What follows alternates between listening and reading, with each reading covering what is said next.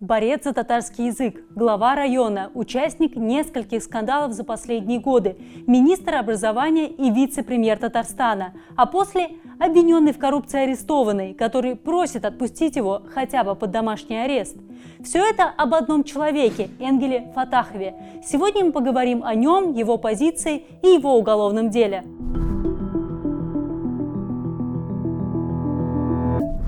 В 2014 году в соцсетях появилась цитата Энгеля Фатахова. «У нас государственный язык татарский, поэтому в следующий раз совещания будут на татарском языке. Также и по служебным вопросам. Заходя ко мне, говорите по-татарски. Если не знаете татарского, то просите своих подчиненных вам на бумажке написать текст. Зайдете и прочитайте». В то время Фатахов уже 2 года был министром образования и науки Татарстана. На своем посту он запомнится еще несколькими высказываниями, но больше всего станет знаменит как человек, который повсеместно пытался продвигать татарский язык, пусть и не всегда успешно. Именно при нем татарскому языку в школах стали уделять больше внимания, а единый республиканский экзамен по языку после 9 класса стал обязательным для всех. Вместе с этим росло недовольство части родителей, которые были вынуждены тратить больше сил на изучение их детьми татарского языка. Все изменилось летом 2017 года. Например, в сфере преподавания русского языка и языков народов России в школах. Хочу напомнить, уважаемые друзья, что русский язык для нас язык государственный, язык межнационального общения. И его ничем заменить нельзя. Он естественный духовный каркас всей нашей многонациональной страны. Его знать должен каждый. Языки народов России – это тоже неотъемлемая часть самобытной культуры народов России. Изучать эти языки, гарантированные Конституцией право добровольное. Кроме того, Владимир Путин заявил, что, цитата, «заставлять человека учить язык, который для него родным не является, так же недопустимо, как и снижать уровень и время преподавания русского в школах национальных республик России». После этих слов президента в национальных республиках начали появляться объединения родителей, которые стали открыто бороться за право своих детей не учить языки народов России. Распространилась даже фраза «У нас есть родной татарский язык, но нет родного русского». Такое решение федеральных властей не понравилось министру образования Татарстана Энгелю Фатахову. Первая же его реакция вовсе была отрицанием. Он сказал: «У нас все нормально. Мы федеральные стандарты выполняем, ничего не нарушаем.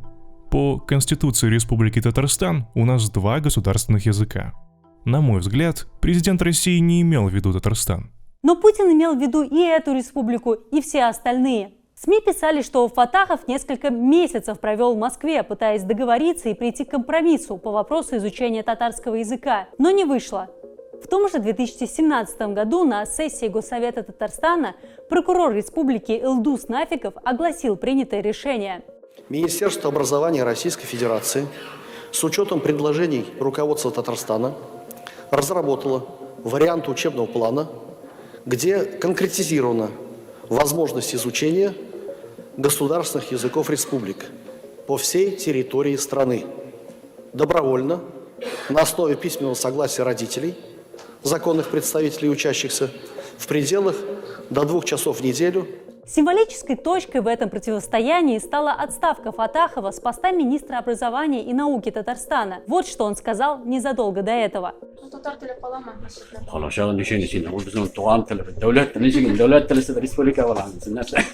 Через месяц после этого Фатахов покинет пост и вернется в родной Актанышский район республики.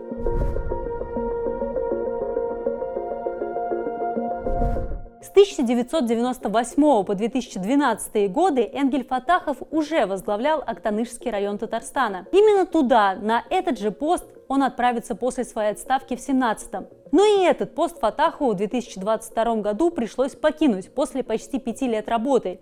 Причиной стала серия скандалов с осквернением православных могил. Первый случай произошел в декабре прошлого 2021 года и вызвал большой резонанс в обществе. Смею предположить, что это провокация.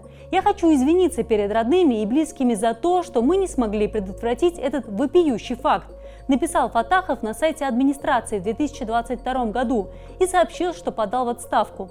Тогда татарская общественность вступилась за Фаттахова и просила не принимать его отставку. Были даже и одиночные пикеты. Так активистка Союза татарской молодежи Азатлык провела в центре Казани акцию в поддержку Энгеля Фаттахова.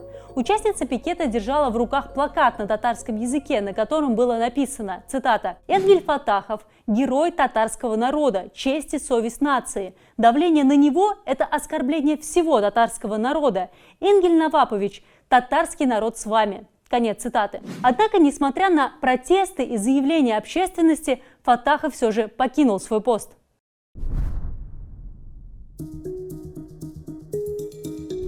В мае 2024 года Энгель Фаттахов оказался за решеткой. Против него возбудили уголовное дело.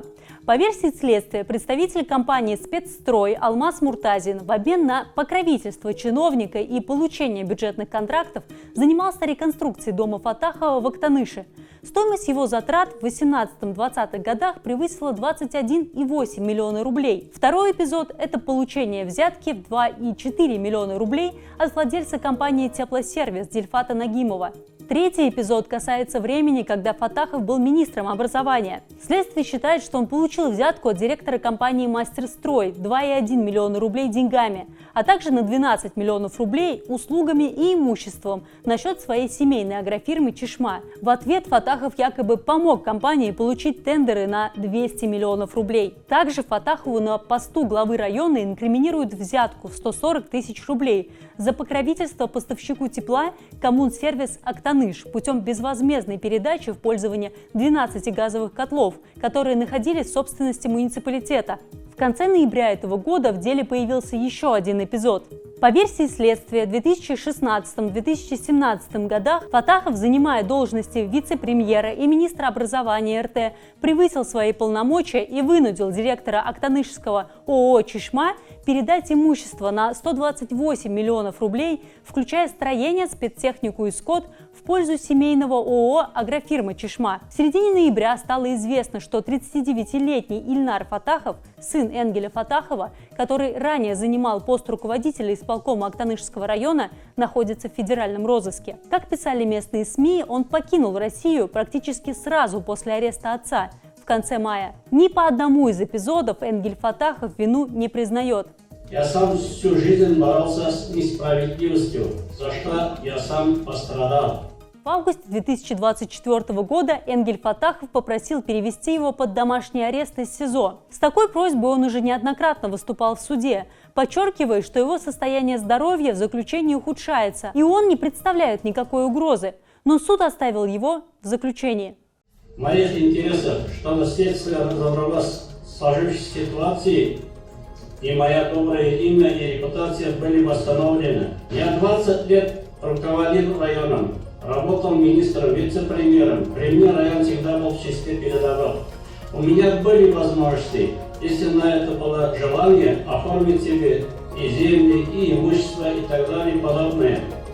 Но на сегодняшний день единственное богатство у меня – это моя родная деревня, где я работаю руководителем.